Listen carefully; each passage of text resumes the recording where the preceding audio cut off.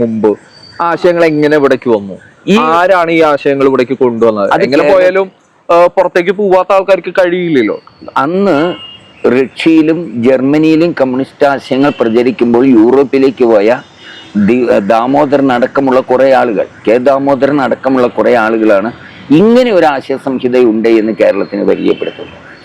അത് കേരളത്തിലെ ഒരു ന്യൂനപക്ഷ സമൂഹത്തെ വല്ലാതെ സ്വാധീനിച്ചു. അവർ കണ്ടത് തങ്ങൾക്ക് മോചനം നൽകുന്ന ഒരു പ്രത്യയശാസ്ത്രം ഉണ്ടായിരിക്കുന്നു. അവർ ആ പ്രത്യയശാസ്ത്രത്തെയാണ് എടുത്തത്. അന്ന് അത് ഈ ന്യൂനപക്ഷം മാത്രമാണ് ഈ സാമൂഹ്യ വിപ്ലവത്തിന് മുന്നിൽ എടുത്തതെന്ന് ഞാൻ പറഞ്ഞത് വെറുതെ അല്ല പറഞ്ഞത്, ചരിത്ര തെളിവുകളനുസരിച്ചാ. 1957 തെരഞ്ഞെടുപ്പ് കഴിഞ്ഞു. അഖിലേന്ത്യാ കമ്മ്യൂണിസ്റ്റ് പാർട്ടിയുടെ കമ്മിറ്റി നടക്കുക. അപ്പൊ കേരളത്തിലെ തെരഞ്ഞെടുപ്പ് ചർച്ചയായി കഴിഞ്ഞപ്പോൾ ഉത്തരേന്ത്യയിൽ നിന്ന് വന്നൊരു നേതാവ് ചോദിച്ചു, എങ്ങനെയാണ് കേരളത്തിലെ തെരഞ്ഞെടുപ്പിൽ നമുക്ക് എന്തെങ്കിലും ഗുണമുണ്ടാകുമോ? സഖാവ് എം എൻ ഗോവിന്ദൻ നായരാണ് കമ്മ്യൂണിസ്റ്റ് പാർട്ടിയുടെ ജനറൽ സെക്രട്ടറി. എം എം പറഞ്ഞ് കേരളത്തിൽ കമ്മ്യൂണിസ്റ്റ് പാർട്ടി അധികാരത്തിൽ വരും.